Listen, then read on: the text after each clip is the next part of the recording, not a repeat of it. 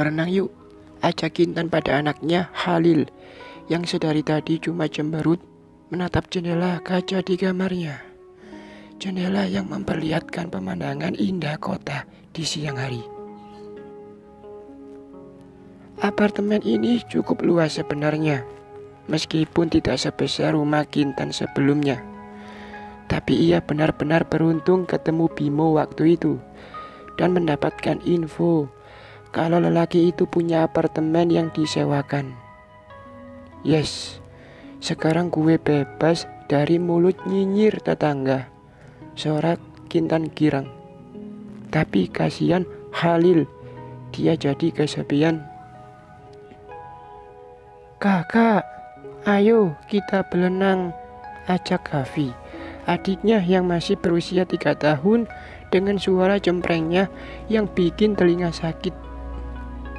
Kakak, denger gak sih? Ayo kita renang. Halil menengus kesal. Iya, berisik ah. Tunggu deh, aku ganti baju renang dulu. Lalu ia pun mengambil baju renang yang sudah disiapkan oleh Kintan di atas tempat tidurnya. Ketika Halil masuk ke kamar mandi untuk ganti baju, Kintan dan Kavi langsung tos berdua. Berhasil, bisik Kintan sambil tersenyum senang pada anak bungsunya. Kavi pun nyengir. Mereka sengaja membuat Halil agak gak tahan mendengar suara adiknya yang cempreng itu, sehingga Halil pun akhirnya menuruti kemauan mereka untuk berenang. Mereka sudah siap. Kintan pun pamit pada Mbok Yani, asisten rumah tangganya. Mbok, saya tinggal dulu ya. Anak-anak mau berenang di bawah. Mbok Yani mengangguk. Iya bu, hati-hati. Mbok Yani istirahat aja dulu, kan capek habis bantu-bantu pindahan.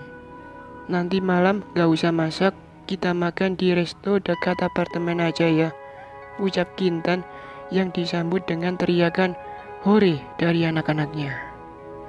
Iya bu, makasih. Saya memang mau istirahat dulu. Oh iya, ibu kan juga capek. Nanti saya bikinkan jamu buat pegel-pegel untuk ibu ya. Boleh banget mbok, makasih ya. Mereka bertiga pun bersenang-senang di kolam renang. Kebetulan tidak banyak orang di situ, membuat Kintan dan anak-anaknya leluasa bermain. Puas berenang, mereka pun kembali ke apartemen dengan riang. Sesampainya di depan pintu, Kintan melihat seorang anak perempuan berusia sekitar belasan tahun sedang berdiri di depan pintu apartemen di sebelah Kintan. Ia terlihat berdiri kebingungan di tempat. Kemudian pandangan mereka pun bertemu. Kintan tersenyum padanya. Kenapa? Kuncimu hilang, tanya Kintan. Anak itu mengangguk. Kakak tetangga baru ya, tanyanya. Kakak? Kintan tertawa dalam hati. Lagi-lagi gue dikira anak sekolah nih. Iya, saya baru masuk hari ini. Ngomong-ngomong, kalau kuncimu hilang, mau saya teleponkan ke pengurus apartemen, tanya Kintan lagi. Anak itu terdiam sesaat, kemudian mengangguk pelan. Kintan memasukkan anak-anaknya ke dalam apartemen lebih dahulu. Kemudian ia keluar lagi untuk menemui anak perempuan tadi sambil menelepon ke bagian maintenance apartemen. Baru bisa setengah jam lagi katanya. Gimana kalau menunggunya di tempat saya saja?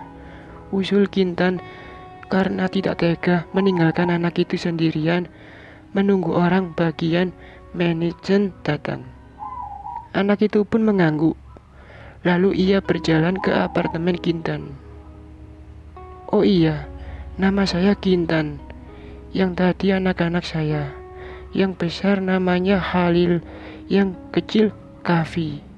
Kintan memperkenalkan diri. Anak perempuan itu terlihat kaget dan menutup mulutnya. Loh, jadi kakak ini sudah punya anak? Tanyanya heran.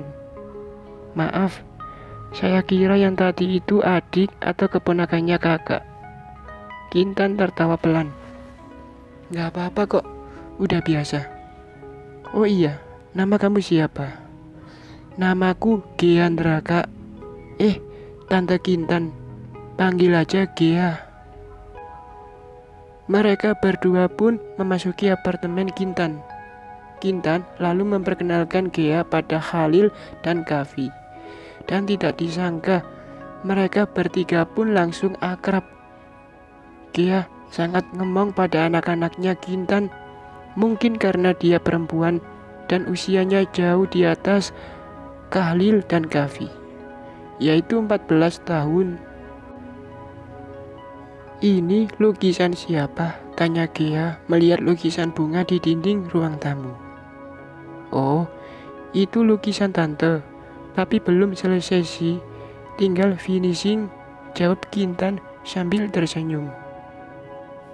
Wow, keren banget tante. Tante ternyata jago melukis ya, pujinya takjub. Biasa aja kok. Kebetulan memang tante kerjanya melukis dinding. Istilahnya mural. Gea manggut-manggut. Tante, lukiskan dinding kamarku dong, boleh nggak? Boleh aja. Kamu mau lukisan apa? Tanya Kintan sambil menaruh nampan berisi minuman dan cemilan ringan untuk Gea di meja tamu. Ayo, sini diminum dan dicicip kuenya, Gea. Gea mendekat dan duduk di sofa. Sambil minum dan memakan kue, ia terlihat berpikir. Aku suka sama bunga lili. Tante Kintan gambar bunga lili aja deh, gimana? Boleh, sebentar ya. Kintan berdiri dan mengambil buku sketsanya. Setelah coret-coret, ia pun memperlihatkan hasil gambar sketsanya pada Gea. Lilinya mau seperti ini. Wow, bagus banget. Iya, seperti itu tante. Serunya gembira. Nanti aku bilang kepada papa untuk biaya jasa tante ya. Kintan menggeleng. Gak usah Gea, buat kamu gratis. Karena pelanggan pertama tante di apartemen ini, ucap Kintan sambil tersenyum. Gea makin sumringah. Yang bener tante, gratis, asik. Tiba-tiba suara bel berbunyi dan ternyata orang bagian maintenance sudah datang. Kintan pun menemani Gea sampai ia mendapatkan kunci cadangan. Gea terlihat lega setelah akhirnya ia bisa masuk ke dalam apartemennya. Oke Gea, kalau begitu tante tinggal dulu ya, pamit Kintan. Tante, tunggu, seru Gea. Kintan membalikkan badannya dan menatap Gea. Ada apa? Tante bisa masuk dulu nggak? Lihat kamarku biar tahu gimana kondisi dindingnya. Emangnya Gea mau dikerjakan sekarang? Tanya Kintan kaget. Gea mengangguk penuh harap. Aduh, padahal Kintan sudah capek banget dan ingin istirahat. Tapi ia nggak tega juga lihat mata Gea yang papi eyes itu. Tapi sudah minta izin ke papa kamu belum? Nanti beliau marah nggak kalau dinding kamar kamu dilukis? Papa nggak akan marah kok. Please ya tante, rengek Gea. Entah sejak kapan mereka berdua jadi akrab dan bicara santai seperti ini. Ya udah deh, tante bikin lukisannya sekarang, ucap Kintan akhirnya. Kintan sudah menyalakan musik dari ponselnya keras-keras, memperdengarkan lagu-lagu dari Billie Eilish kesukaannya. Salah satu kebiasaan Kintan saat melukis adalah sambil mendengarkan musik yang ia suka. Rasanya dengan begitu, ia pun bisa fokus menggerakkan kuas di dinding.